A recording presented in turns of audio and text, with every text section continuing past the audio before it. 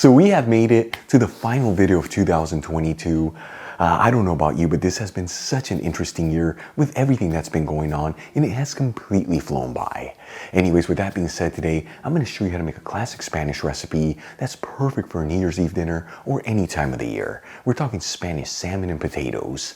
Now, the beauty of this recipe is that it's a one-pan dish, meaning all the ingredients get cooked in the same pan for a very easy cleanup. It's got a ton of great flavors to it, done in just 40 minutes, and super easy to make. Like seriously, no tricky techniques, no special equipment, just simple and honest home cooking that's packed with a ton of goodness. All right, let's begin by getting our ingredients ready. I'm gonna thinly slice one medium-sized onion,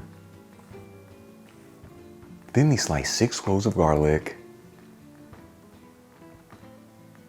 cut 4 medium-sized potatoes that have been peeled, washed, and patted dry, each one into small bite-sized pieces that are 1/2 inch thick, which is 1 1/4 centimeters. To make this recipe, you want to use potatoes that are a bit more waxy than starchy as they hold their shape better. I'm using new potatoes, but you can also use Yukon Gold, Golden Delight, or even red potatoes. And for the final ingredient, I'm going to add in 2 fillets of fresh salmon over some paper towels and pat them completely dry. The size of each fillet is 250 grams, which is about 8 ounces. And to make this recipe, you can also use frozen salmon. Just make sure to fully thaw it out beforehand. Then we'll season the fillets of salmon with a kiss of sea salt and freshly cracked black pepper, and cut each one into 2 pieces to end up with a total of 4 pieces of salmon.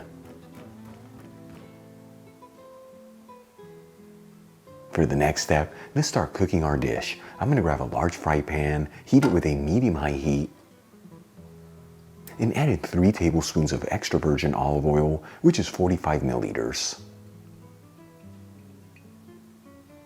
After about 1 minute, I'm going to add in the fillets of salmon into the pan, making sure they're all in a single layer. And we're just going to cook the pieces of salmon for 1 minute per side.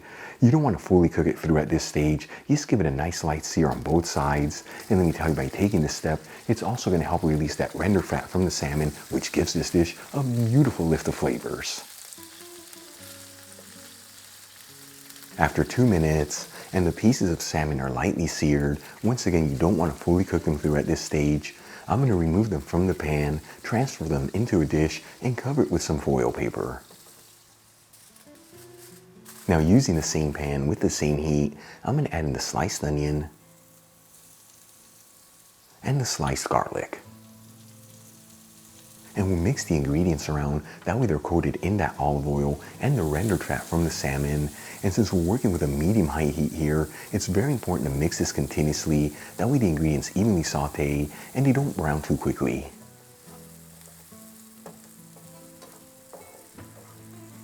After 4 to 5 minutes, and the onion is nice and translucent, I'm going to add in the pieces of potato, along with 1/2 teaspoon of dried thyme, which is 1/2 gram.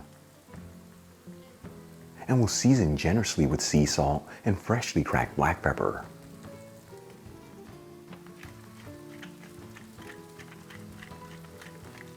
And we'll continue to mix this and go for another 2 to 3 minutes here. That way the potatoes can be lightly fried.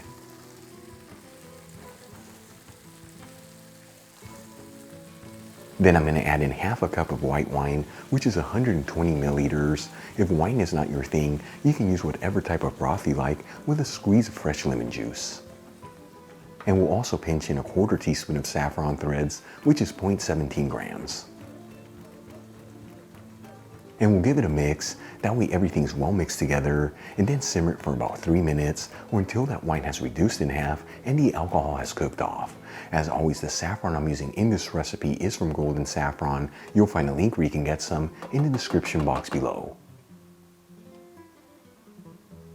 After about 3 minutes and the wine has reduced in half, I'm going to add in some cold water into the pan, just enough to barely cover those ingredients, which is 2.5 cups in my case, or 600 milliliters. Of course, you can also use broth here if you like. I just prefer to use the water in this recipe, that way the liquid doesn't overpower the delicate flavors of the dish. And we'll give it one final mix and bring the water to a boil. Once the water comes to a boil, I'm going to place the lid on the pan and we'll lower the fire to a low-medium heat, and we're going to simmer this between 20 to 25 minutes or until those potatoes are just cooked through. After about 20 minutes, I'm going to remove the lid. And you know, you can always tell when your potatoes are cooked through. You just pierce them with a toothpick, and if it easily goes in there, but with some resistance, they are ready to go. For the final step, I'm going to add in half a cup of frozen peas, which is about 70 grams, and you want to make sure you evenly spread them around. Then we'll add in the salmon fillets back into the pan.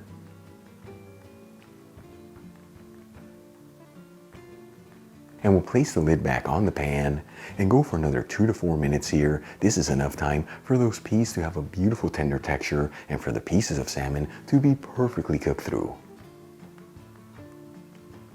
Then we'll remove the pan from the heat.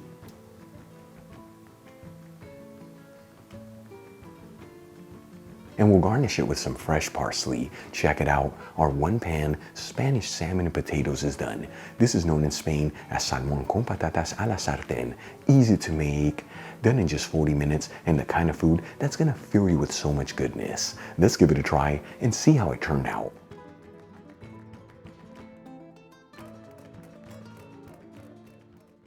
All right, folks, for the last time this year, let's give this a try. Here we go.